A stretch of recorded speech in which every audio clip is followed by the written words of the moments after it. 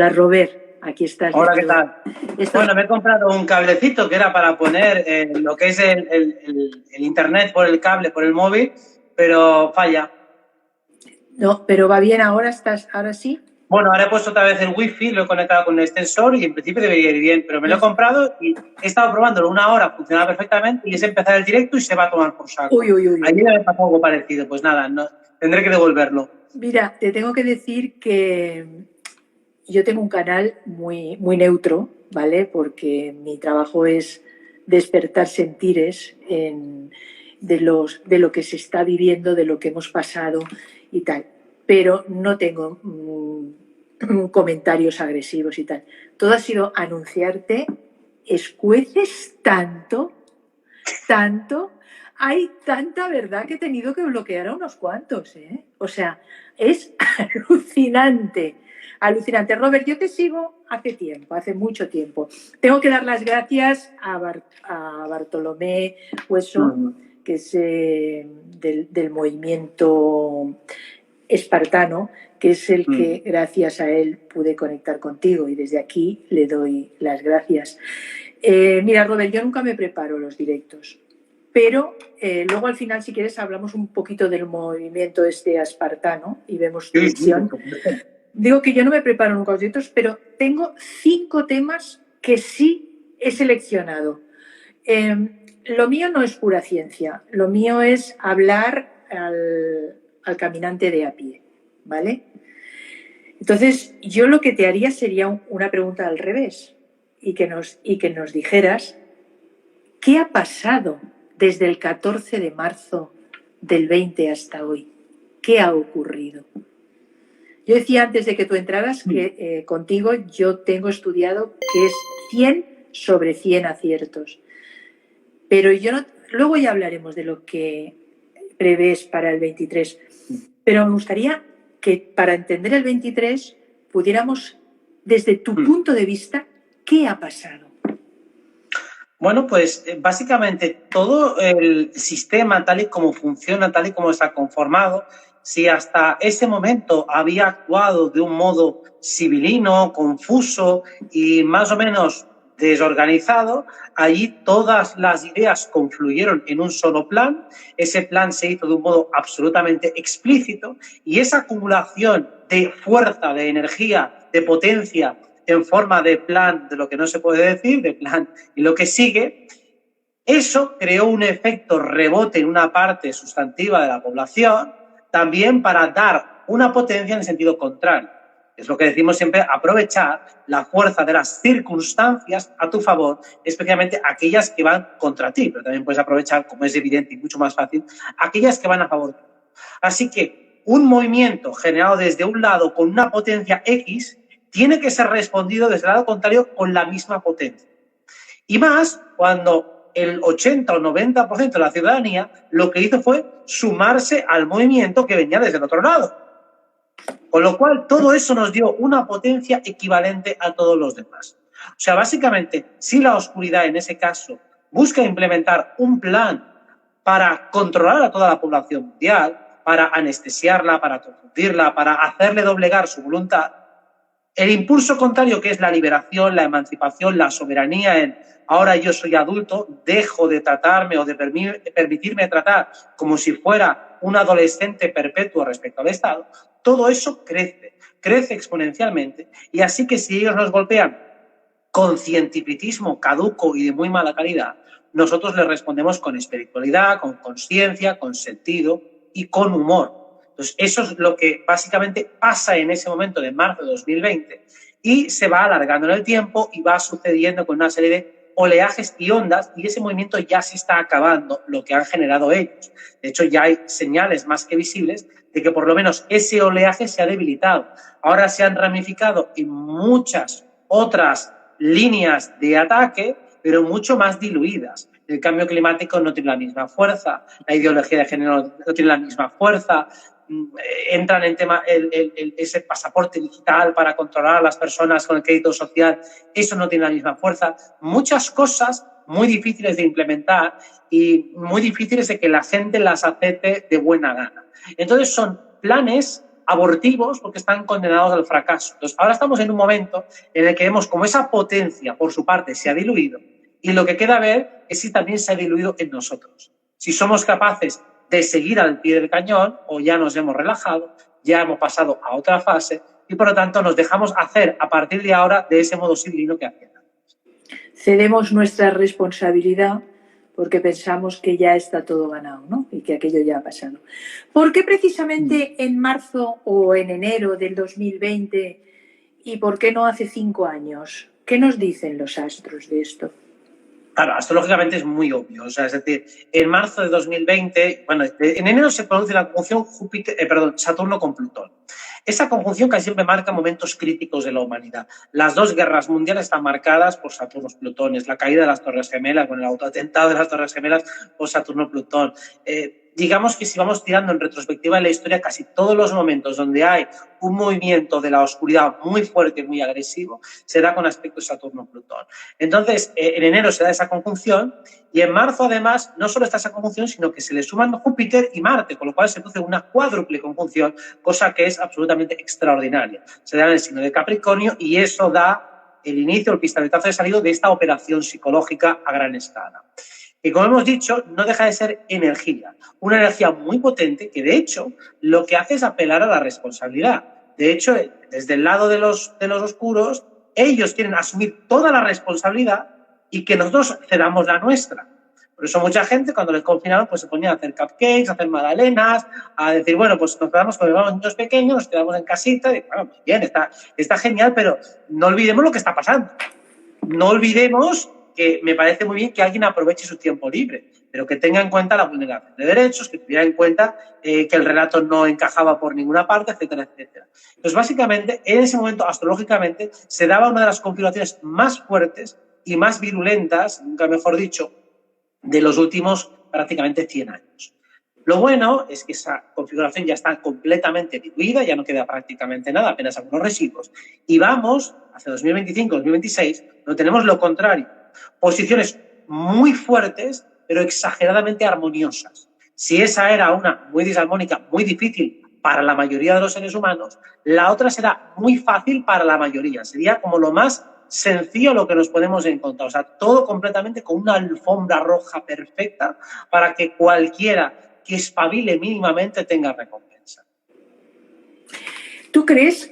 Porque yo he llegado a pensar que somos, hay quien dice que estamos en una granja, que somos parte de un experimento y fíjate que con todo esto que ha pasado, este boom, vamos a cambiar los nombres para que no se nos caiga el canal, con este boom que ha ocurrido, fíjate que hay muchas personas que a mí la palabra despertar no me gusta, sino que han evolucionado de una manera, otros han evolucionado de otra y otros se han quedado donde estaban. Han dicho, uy, hemos navegado en una tormenta, ya se acabó la tormenta, ya la volvamos a lo nuestro, igual que aquí no ha pasado nada. Entonces, ¿tú no crees que debimos ser modificados en algo para que haya estos diferentes sentires como bloques? Puede ser, desde luego no descarto ninguna posibilidad porque por más que busquemos cuáles son las razones por las que unas personas se activan y otras no se activan, no es fácil hallar una respuesta concluyente. Entonces puede ser que haya algo en el ADN de cada uno, puede ser que sea el fruto de muchas vidas, puede ser que sea un punto de valentía, puede ser una programación que ya viene antes de encarnar. Hay muchos motivos por los cuales se podría llegar a explicar, pero ninguno es concluyente al 100%, de por qué unos se dan cuenta o por lo menos hacen ese esfuerzo, ese ejercicio de rebeldía y muchos deciden, oye, mira, yo paso de líos, prefiero aceptar lo que me digan por aquí y evitar el problema social que supone tener que decir que el rey va desnudo. Entonces, puede ser esa hipótesis que dices que tengamos algún tipo de modificación, aunque a mí me gusta más explicarlo desde el libre albedrío. Yo personalmente pienso que la oportunidad, la llamada está para todos y que simplemente no todo el mundo quiere dar ese paso al frente. A mí esa es la que más me gusta y es la que escojo, Yo pienso que cuando no puedes saber a ciencia cierta cuál es la respuesta correcta, escoge la que más te guste. Porque como somos creadores de realidad, pues tal vez hago realidad esa. Porque también me gusta por el hecho de que eso significa que la oportunidad está para todos. Que no estaba el pescado vendido y que no es una lotería amañada, sino que realmente a todo el mundo le puede tocar y de hecho a todo el mundo tiene la llamada del héroe. Que esto en astrología lo vemos como todo el mundo tiene una serie de activaciones astrológicas a lo largo de su vida y no todo el mundo las aprovecha igual. Pero las activaciones, por ejemplo, de Júpiter, que suceden, el ciclo de Júpiter dura 12 años y Júpiter siempre da como oportunidades positivas, pues cada 12 años has tenido, por lo menos en cada año, alguna tipología de activación positiva. Y hay gente que dice que tiene 30 años de mala suerte. Digo, ¿y qué ha pasado con Júpiter? ¿A ti no te ha pasado con tu carta? Digo, te ha pasado igual que a todos nosotros. Entonces, algo no cuadra. Significa que seguramente no has captado las señales, no las has aprovechado, no las has tomado. Entonces, a mí personalmente no me gusta esa cosmovisión porque nos coloca en un lugar de víctima, en un lugar sin responsabilidad, en un lugar donde le da demasiado peso al azar. Y digo, yo no digo que no exista algo a lo que podemos llamar azar, aunque sea simplemente desde el desconocimiento. Pero desde luego, incluso aceptando esa cosmovisión más reduccionista, siempre intenta jugar con aquello que sí que depende de ti, aquello que sí que puedes controlar. Y olvida todo aquello que no depende de ti. Pero desde luego, con lo poco que puedas controlar, seguro que puedes hacer mucho. Y lo que tú dices, es libre albedrío y cada uno elige lo que más le da fuerza, ¿no? Le ayuda a tirar para adelante. Robert, ¿tierra plana o tierra redonda ligeramente achatada por los polos? Que nos decían. Yo soy de plana y me he ido convenciendo por diferentes motivos. Unos más técnico-científicos y el otro más fuerte para mí es el astrológico. O sea, realmente si yo hago la pregunta al revés, si la astrología funciona, ¿por qué funciona? En lo físico, ¿no? Podemos aceptar la cosmovisión metafísica de que, bueno, los planetas son una especie de emanaciones o de orbes que mandan un tipo de influencia. Pero realmente se hace muy complicado entender la astrología en un universo en expansión en el cual hay infinidad de cuerpos celestes que pueden atravesar la eclíptica y no acaba de encajar bien por qué unos afectan más que otros, porque realmente el tema de la distancia no parece que afecte absolutamente en nada. En cambio, en un modelo de tierra cerrada, de que estamos realmente en un plano en el que no se ha salido, encaja todo muy bien, tiene muchísimo sentido. Mientras que en el otro es una cuestión que tiene que decir, mira, no sé, pasa palabra, no te lo puedo contestar, no lo sé, sigo sin saberlo, pero desde luego la explicación metafísica que se daba en la antigüedad es mucho más coherente. Cada plano donde, o sea, el recorrido que pasa cada planeta es un cielo, es como un plano dimensional distinto y eso es una frecuencia magnética o vibratoria y entonces todo lo que nace en un momento con una especie de sistema de coordenadas más o menos inteligente es lo que hace que cada cosa que nazca en este mundo lunar de los 4 elementos tenga esa connotación astral de Luna, de Saturno, de Júpiter o lo que sea. Entonces, desde ese punto de vista veo mucho más claro la posibilidad de una tierra cerrada y luego ya, si vamos a los argumentos técnicos, yo empiezo siempre por el final y luego voy al principio. Pienso, realmente hay tantas pruebas de que las agencias espaciales mienten que solo con eso me cuadra perfectamente que nunca se ha salido fuera.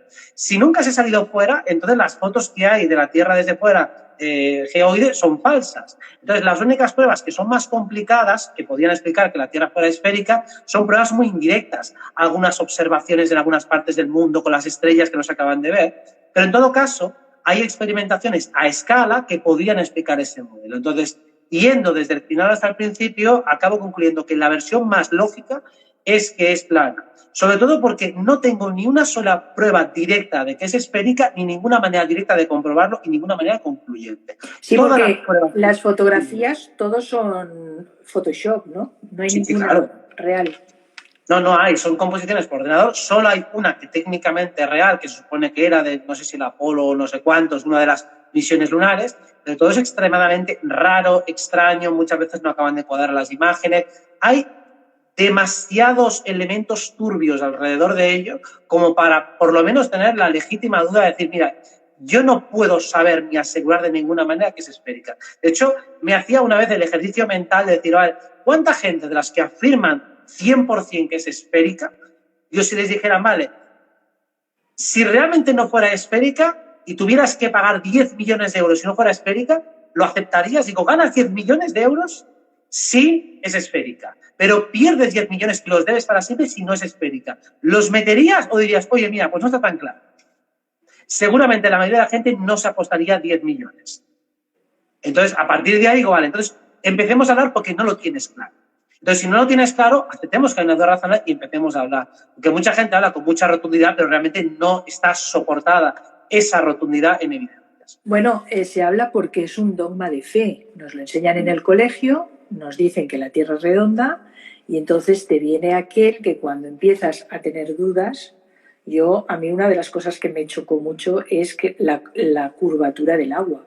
El agua no curva, ¿vale? Entonces luego hay otro tema, me trataron por idiota hace poco, pero me da igual, porque ese es problema del que me trata, no es mi problema. Aparte, todo es un cajón desastre, la gravedad.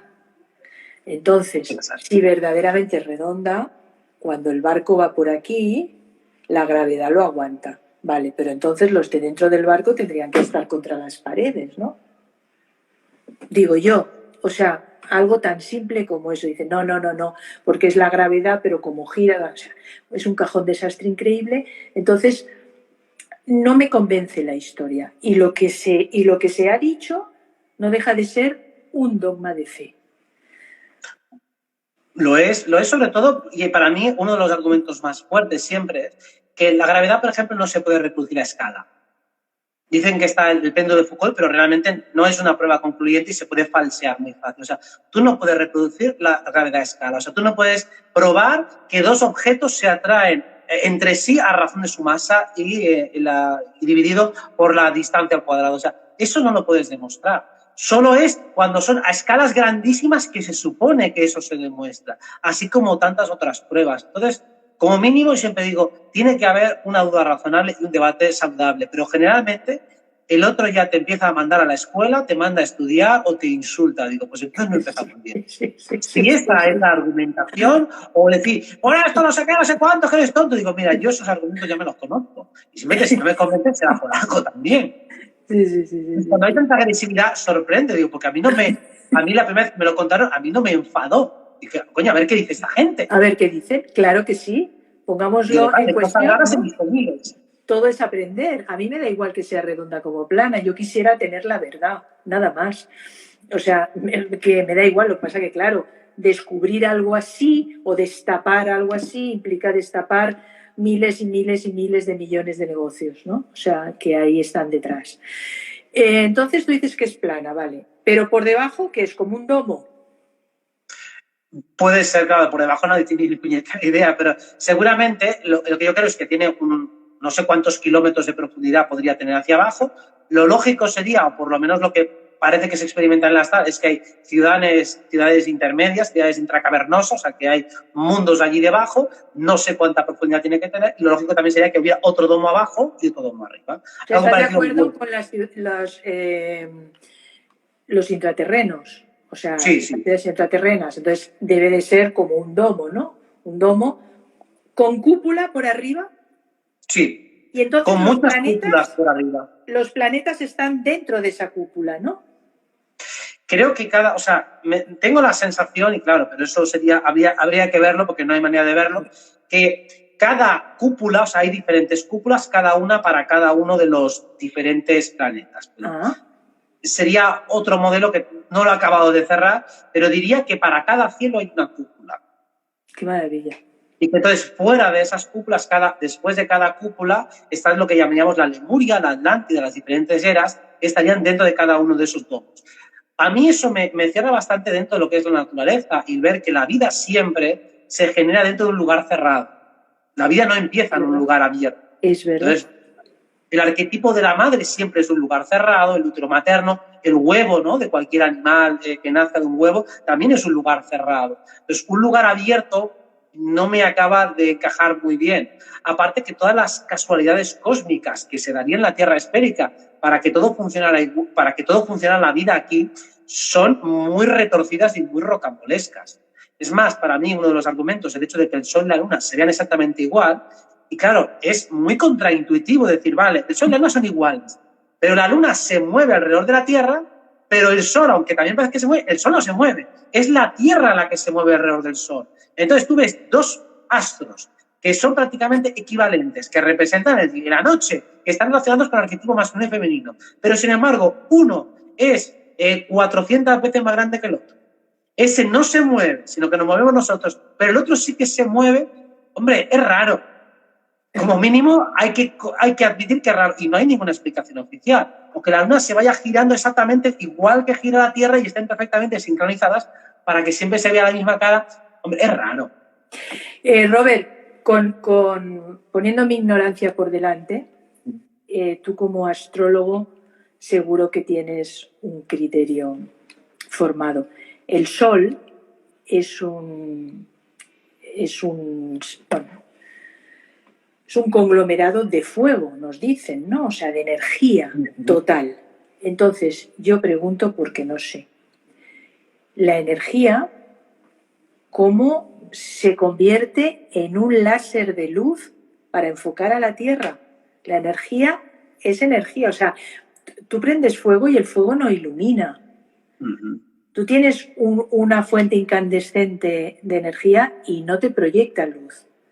Es un láser lo que te proyecta la luz. Entonces, a mí lo que me choca es que nos digan que la luz nos viene del Sol. Hombre, es raro y además, insisto, cómo combustiona en un medio en el que no hay oxígeno, no sé, alguna explicación habrá desde luego, pero es rara. O sea que el medio de propagación, que se supone que es el espacio en el que no hay oxígeno, y se supone que es una bola de llamas incandescentes, que habría que ver también cómo narices se ha conformado esto, y también exactamente cómo es la masa de un objeto que es incandescente, porque se supone que es una masa gigantesca y enorme, pero ¿dónde está ahí el tejido sólido que crea? No lo sé, yo tampoco tengo ni idea. Pero desde luego las leyes de la óptica no parecen entender o explicar muy bien lo que es el Sol, por lo menos desde la explicación oficialista. O sea, no acaba de convencer cómo llega la luz o cómo puede iluminar completamente ciudades y países enteros con una fuente de luz sin que haya algo reflectante arriba, que sería el domo. Por lo menos, claro, eso tiene mucho más sentido con las leyes de la óptica y se puede reproducir a escala. Si tú pruebas a escala lo que es una fuente de luz simplemente desde arriba a la nada, no acaba de iluminar tal y como debería iluminar o como nos dicen que ilumina. Y luego cuando miras la luna llena, ¿vale? Que la miras y la ves con tanta luz, tanta potencia, y dices, ¿de dónde te sale tanta potencia? A lo mejor es como... Claro, después cuando ellos alunizaron, técnicamente, no está eso súper iluminadísimo. Porque claro, se supone, nosotros vemos la luna y la parte que está iluminada rebota una luz tremenda. O sea, que eso tiene que ser como estar en medio del Sáhara prácticamente, ¿no? Es decir, que te rebota la luz en el suelo. Ahí no lo parecía. Ahí lo que parecía es un estudio de televisión, obviamente, que es lo que seguramente era. Pero hay demasiadas cosas que como mínimo deberían hacer la persona que piense un poco. Por no hablar ya de la ISS y los cables que salen en los astronautas. Eso debería decir, vale, mira, por lo menos deberíamos estar de acuerdo que las agencias espaciales mienten. O sea, eso sería como punto de partida. A partir de ahí, si queréis, hablamos de cosas que pasan en la Tierra y que son difíciles de explicar desde un modelo geocéntrico. Yo eso lo acepto perfectamente, que hay cosas que son complicadas y que obligarían a replantearse todo. Pero desde luego que la versión oficial hace agua por muchos sitios, eso creo que debería ser el punto de partida. Tendríamos que ser capaces de poner en cuestión todo lo nuevo que nos llega y no enfadarnos, porque ¿a quién estamos defendiendo? O sea, cuando yo te digo, el otro día estaba con un óptico y pregunté esto de la luna. Oye, ¿por qué tal? Y me dijo, yo fui testigo de su boda hace 30 años, es decir, que nos conocemos muchísimo, ¿no? Y me dijo, oye, cállate ya, que yo soy óptico y esto está clarísimo. No me explicó el por qué. Me levanté y me fui, porque dos no pelean si uno no quiere. Entonces, yo digo, ¿a quién está defendiendo? Porque yo no estoy atacando a nadie. Yo estoy diciendo, oye, ¿esto a ti qué te parece? Entonces, claro, la agresión que se recibe, dices, en su fuero interno del que agrede, ¿a quién defiende? Claro, esa es la gran pregunta, ¿no? Enrique te diría que el primero negativo hace que él se sienta auténticamente agredido porque en su memoria implícita se ha creado un anudamiento extraño que le hace sentir como si le estuvieras insultando a él. Realmente estás ofendiendo un poco a todos sus estudios, a todo lo que él ha aprendido y en lo que él ha depositado una fe. Yo recuerdo de pequeño, mi madre tenía una tienda de fotos junto con mi tío y para hacer un revelado de carretes eso tardaba la tira y media, era muy complicado, la misma se estropeaba. Y entonces recuerdo que me explicaban que había una sonda de la NASA enviada a Saturno que estaba mandando fotos desde allí. Y yo me preguntaba, hostia, ¿eso cómo coño se hace? O sea, ¿cómo se hace si aquí para revelar una foto en los años 90 era muy complicado y a la mínima estabas en una sala ahí con las aguas y haciendo tal? Y digo, ¿y esto la NASA cómo lo hace si está a tomar por culo de lejos? O sea, ¿cómo llegan las ondas? O sea, no entendía cuál era el mecanismo y nadie sabía explicarme. Digo, alguna explicación tiene que haber, pero me sonaba raro. Digo, ¿cómo puede ser que haya tal diferencia tecnológica entre lo que maneja esta agencia espacial? Incluso las fotos normales que hacen también las revelaban con carretas. O sea, no es que ellos fueran con unas fotos, con unas cámaras digitales, eran normales y corrientes. Entonces, ¿cómo manda una foto una agencia espacial, una nave espacial que no está físicamente aquí? O sea, no es que moviera la sonda, volviera aquí a la Tierra y entonces hiciéramos el revelado. No, te lo mandaba no sé cómo. Bueno, y la conexión en directo vía teléfono en el año 69. O sea, claro. Que íbamos con las cartas telefónicas aquí. Ahora aquí que le pongo el cable recién comprado de Amazon, comprometo el internet y falla, digo, joder. Sí, recién comprado y me está fallando y a la mínima falla el wifi o lo que sea, me tengo que poner mirando para Cuenca para que vaya bien el wifi y de repente me 69 con un teléfono de esos cutres conectabas en directo con un retraso de 36 segundos pero sin fallos en la voz nítida y perfecta. Sí. Y luego te dicen, bueno, es que la NASA va mucho más avanzado que nosotros. Mira, tan avanzada que no ha vuelto a la Luna nunca más. Sí, han ido. Porque gente que no tienen tecnología para hacerlo. Escucha una cosa, Robert, tú cuando hablas de que conectas y de que hablas de entidades, ¿con qué conectas? ¿Y cuándo empezaste esta trayectoria? A ver, empecé en 2015-16, de hecho principios del 16, finales del 15, empiezo a interesarme mucho por el tema en el 15 y empiezo poco a poco a lo que es intentar aprender lo que es la mediunidad, lo que es la canalización, lo que son los mundos invisibles. Primero empiezo con mantras, empiezo con diferentes técnicas y ahí es cuando empiezo a establecer las primeras conexiones, tanto en viaje astral como en lo que llamamos canalización. El principio... Hace muy poco, del 15, hace poquísimo. 7 añitos de nada. ¿Cómo llegas a ello? ¿Cómo llegas a hacer el clic y decir, me voy a centrar en esto? Pues fue leyendo bastantes libros. Hubo un libro que me gustó mucho, que creo que se llama La historia oculta de la humanidad o así, que es de Jonathan Blake, que me gustó bastante, o Jonathan Black, me parece, ahora no me acuerdo exactamente de cuál es el título, pero era como una historia de las sociedades secretas en las que se hablaba exactamente de cómo algunas personas habían hecho mediante ejercicios introspectivos conexiones con entidades, habían empezado a aprender a dominar su energía. Entonces, como en aquel momento yo también estaba empezando a dar cursos de astrología, pues quería ponerme un poco al día de una materia que había dejado un poco aplazada, ¿no? No me había querido meter en el tema de viajes astrales, en temas de alquimia o temas más profundos, porque realmente estaba más metido en lo que era la terapia. Y entonces cuando ya estaba a punto de empezar a dar clases, digo, oye, a mí ese tema me interesa demasiado, yo creo que ya es el momento, ahora que soy profesor, de que me meta al 100%. Entonces empiezo a meterme a saco con ese tema, sanaciones energéticas, sanaciones tipo Reiki, conexiones con otros planos, y empiezo a aprender un poco cómo es la mecánica, exactamente con qué se puede conectar, con qué no, cómo establecer una línea directa con uno mismo, cómo establecer diálogo con otras entidades. Y al final me he dado cuenta que es tremendamente sencillo y que todos sabemos hacerlo. O sea, siempre hemos sabido hacerlo, no es algo extraordinario ni excepcional, sino que es lo más simple y básico del mundo. A través de nuestro diálogo interno podemos empezar a incorporar otras entidades en la conversación. Primero, la manera de conectar con ellas es con un diálogo telepático. Primero parece que te lo imaginas y luego a medida que tú vas redundando en esa conversación empiezas a recibir sensaciones, empiezas a recibir imágenes o incluso en un momento dado esas sensaciones se pueden traducir en palabras. Cada vez todo como mucho más visual, como mucho más gráfico y mucho más sentido. Entonces puedes aprender a empezar a decodificar el tipo de entidades que hay. Las que son o que tienen connotaciones negativas, lo sientes inmediatamente. Porque te molesta, sientes como una punzada aquí en medio. Entonces, en cierto modo, tampoco te pueden engañar. Pues claro, si es algo negativo, enseguida lo que haces es una especie de combate vibracional. Si yo consigo transmitirte buenas sensaciones a ti que me transmites malas sensaciones, pues acabo ganando y entonces acabo dominando la temática de la escena. Yo siempre les digo lo mismo. Digo, hacemos un pacto, tú me dejas de molestar y yo te ayudo a ir a la luz. Si lo aceptas, bien, si no, largo. Qué grande eres, Robert, de verdad, qué grande eres. Es una pasada, porque es que del 2015 ahora no han pasado años. O sea, lo que has conseguido, porque haces mucho también viaje astral, ¿no? Sí, a ver, claro, vengo de una base donde ya conocía un poco todo lo que era el sistema de chakras, había hecho algunas tentativas ya cuando tenía 20 y tantos años, lo que pasa es que cuando ya me meto muy a saco. Y si yo me meto a saco significa cada día. Pues cada día en 7 años es mucho tiempo. Claro, yo no paro en ningún momento.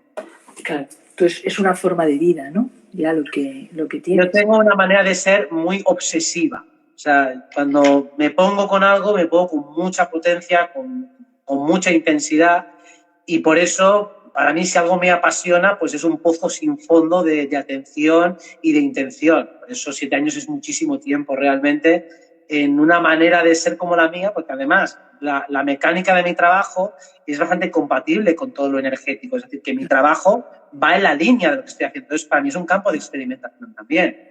Aprender a leer a los demás, sentir a los demás y todo eso. Me dicen por aquí que cómo les ayudas a llegar a la luz. Bueno, pues primero conectándose con su corazón. O sea, ¿qué es lo que te hace no estar en la luz? Estar conectado con alguna emoción que te extravía. Normalmente el que no está en la luz, si hablamos de desencarnados, o no sé si hablamos de desencarnados o de parásitos o de otras entidades. Pero en todo caso, siempre una entidad que está en la oscuridad es porque está rebotando respecto a algo. O sea, está enfadada o se está o bien protegiendo de una agresión o bien rebotándose de una agresión. Pero siempre está viniendo de una agresión, de una molestia, de una incomodidad. Con lo cual lo que tienes que hacer es darle tranquilidad, darle arrope, darle facilidad, darle amor, darle afecto. Primero, en el caso de que haya una agresión por su parte, puedes responder con un límite, puedes responder con fuerza, incluso puedes mandar a tomar por saco si es muy pegajoso. Pero en el momento que ya hemos establecido una conexión un poco más estable, entonces ahí, si queremos crear una interacción y queremos tener un diálogo, el único diálogo posible es: ¿quieres pasar a la luz? Entonces tengo que sentir verdaderamente amor, tengo que sentir verdaderamente compasión y tengo que sentir la suficiente potencia como para decirle: oye, lo que te estoy diciendo es perfectamente viable y es posible. Si yo te traslado y te transfiero mi experiencia en la cual puedo alquimizar y transformar un estado negativo en un estado luminoso, yo te estoy dando ese registro y tú desde tu cuerpo emocional lo traduces, lo pasas a tu idioma y ves que eso es verdadero, que eso es posible. No es una idea mental. Yo te paso, digo, vale, tú me das tu energía oscura, yo la transformo en luz dentro de mí, o sea, veo tu tormento, te subo la apuesta y te devuelvo luz. Entonces, te paso el código de cómo se traduce. Digo, coño, es verdad. No les puedes engañar. ¿Sabes a mí lo que me pasa de un año para aquí? Que todos tenemos, que hay personas, pero se sabe que es energía, ¿no? Y tú me lo confirmarás con tu sabiduría. Alguien te cae bien, tú automáticamente caes bien. Por lo general, alguien te cae mal, son vibraciones negativas. Pues a mí no es cuestión de caer bien o caer mal. Hay seres humanos que automáticamente se me pone un pum y es una... Lo repelo. Y dices, pero si es encantador, si es encantadora. Y hay como algo dentro de mí que antes no lo notaba y que lo noto. Y al revés también. O sea, parece arisco, parece arisca, es encantador. O sea, esto me ha venido después de mucha meditación, pero que no sé por qué, o sea, porque es que es como un flash, o sea, es como un fogonazo. ¡Pam! A ver, lo que supongo que has hecho, bueno, seguro que has hecho es afinar tu campo energético. Entonces, normalmente una persona normal no tiene afinado su campo energético, con lo cual no responde realmente desde la emoción, desde la energía, sino responde desde la mente, con prejuicios, ¿no? Como diciendo, este es negro, este es moro, y entonces ya le rechazo por prejuicios, o este me recuerda a mi profesor de instituto que era un cabrón, con lo cual es un cabrón. Entonces, utiliza una heurística instintiva e intelectual. Pero cuando uno afina el campo energético, entonces va más allá de su percepción y de su elaboración intelectual, que es lo que tú estás diciendo. Es decir, más allá de lo que me parezca, de la valoración intelectual que yo hago, siento algo profundamente. Y ese sentir no está viciado por mis prejuicios cognitivos. A eso te estás refiriendo. Eso es una captación energética y se ha afinado tu campo. Pues básicamente está hablando de compatibilidad, de simpatía, simetría energética. ¿Es un estado vibratorio más compatible con el tuyo o es más incompatible? Si es incompatible, lo repele. Sí, sí, es así, es así. Robert, de la Matrix a la realidad. ¿Pastilla roja o pastilla azul? La roja, desde luego, que la roja es la del despertar. Es la que nos tiene que llevar clarísima y abundantemente a un camino de encontrarse a uno mismo, el camino interior. Que siempre digo, es un camino interior, pero realmente también es un camino exterior, son las dos cosas a la vez. Lo que pasa es que yo entiendo que normalmente se dice un camino interior porque ya estamos demasiado enfocados hacia afuera. Pero claro, no es solo un camino hacia adentro, es hacia adentro, hacia afuera, hacia adentro y hacia afuera y constantemente, como se puede ver en la astrología que hay planetas, signos y casas que van hacia adentro y otras van hacia afuera. Y no son unas buenas y otras malas, sino que realmente ambas tienen un sentido. Lo que pasa es que la sociedad nos lleva de una manera como muy clara y muy categórica a estar solo hacia afuera, a depender demasiado de fuera. También pasa muchas veces cuando alguien entra en un camino excesivamente introspectivo que acaba prácticamente en delirio, acaba hipersensibilizado, con fobia social, enfadadísimo con el mundo, y obviamente eso tampoco es equilibrado. O incluso también ese efecto bálsamo de la meditación, que esto es de puta madre cuando medito, pero luego hablo con alguien y estoy irritable. Digo, bueno, entonces no he conseguido ensamblar ese cable de dentro a afuera y de fuera a dentro. Que eso es lo más complicado. Y de hecho, claro, es fácil que pase, ¿no? Vengo de un lugar súper armonioso, ahora voy afuera y cualquier cosa me va a tocar las narices muchísimo. Precisamente por contraste vibratorio. Por eso sí, es un camino hacia adentro y hacia afuera, pero siempre profundo hacia adentro y profundo hacia afuera. Y eso significa conocerme muy bien a mí, pero también, hostias, voy a conocer mucho y voy a estar haciendo una conexión muy profunda con quien tengo delante. Porque de esa manera es profundidad en ambas direcciones. Y eso es la maestría, al fin y al cabo, eso es salir de la Matrix. Y cuesta, pero ahí estamos, trabajándolo.